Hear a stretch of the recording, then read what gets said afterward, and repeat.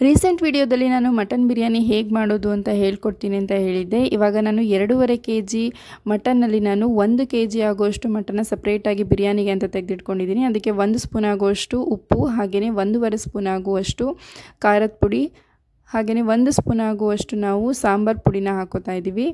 ಇದಕ್ಕೆ 1 ಸ್ಪೂನ್ ಆಗುವಷ್ಟು ಅರಿಶಿನ ಹಾಕೊಳ್ಳೋಣ. ಹಾಗೆಯೇ ಇದಕ್ಕೆ ಫ್ರೆಶ್ ಮೊಸರನ್ನ 1 ಕಪ್ ಅಷ್ಟು ನಾವೀಗ ಆ್ಯಡ್ ಮಾಡ್ಕೊತಾ ಇದ್ದೀವಿ. ಇಷ್ಟನ್ನು ಹಾಕಿ ಈಗ ಚೆನ್ನಾಗಿ ಮಿಕ್ಸ್ ಮಾಡ್ಕೊಳ್ಳೋಣ. ಇದು ಚೆನ್ನಾಗಿ ಉಪ್ಪು ಖಾರ ಹಿಡಿದ್ರೆ ಬಿರಿಯಾನಿನಲ್ಲಿ ಮಟನ್ನು ತುಂಬಾ ಟೇಸ್ಟಿಯಾಗಿ ಬರುತ್ತೆ.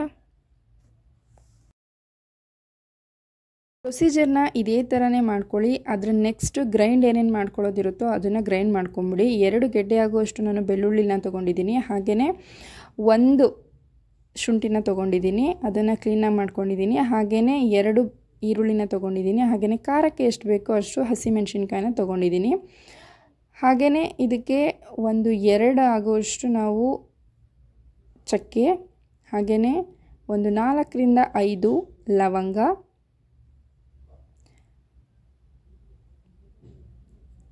ಹಾಗೆಯೇ ಇದಕ್ಕೆ 1 ಹಿಡಿ ಆಗುವಷ್ಟು ನಾನು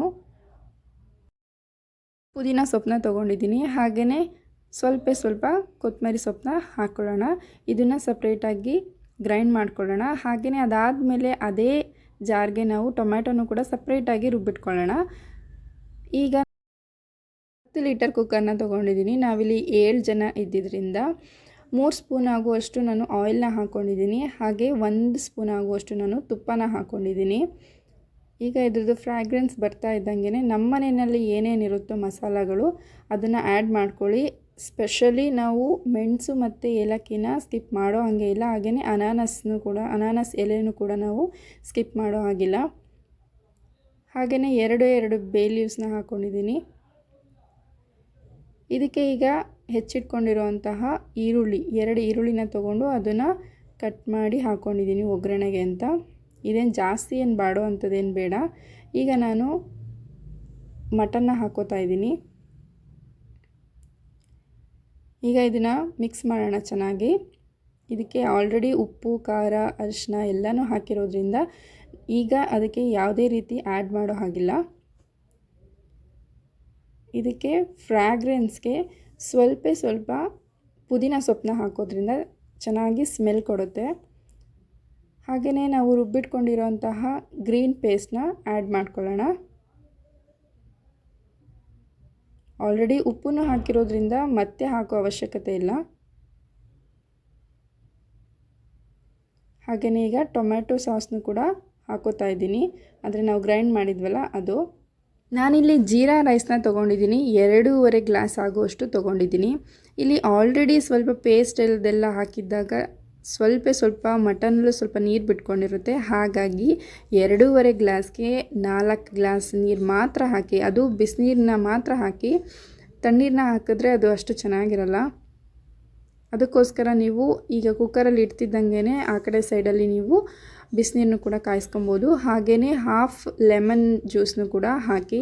ಇದು ಲೆಮನ್ ಜ್ಯೂಸ್ ಯಾಕೆ ಅಂದರೆ ಅನ್ನ ಕೂಡ ಹುಡಿಯಾಗಿ ಬರುತ್ತೆ. ಹಾಗೆಯೇ ನಾವು ತಿಂತಾ ಇರೋದು ನಾನ್ ವೆಜ್ ಆಗಿರೋದ್ರಿಂದ ಡೈಜೆಷನ್ಗೂ ಕೂಡ ಒಳ್ಳೆಯದು. ಹಾಗೆಯೇ ಇದಕ್ಕೆ ರುಚಿಗೆ ತಕ್ಕಷ್ಟು ಉಪ್ಪು ನಾನು 2 ಸ್ಪೂನ್ ಆಗುವಷ್ಟು ಕೈಯಲ್ಲೇ ಹಾಕ್ಕೊಂಡಿದ್ದೀನಿ.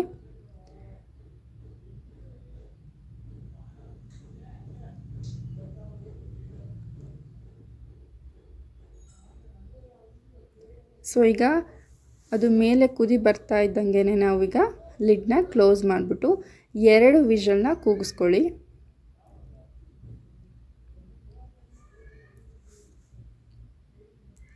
Mutton biryani is ready to heat.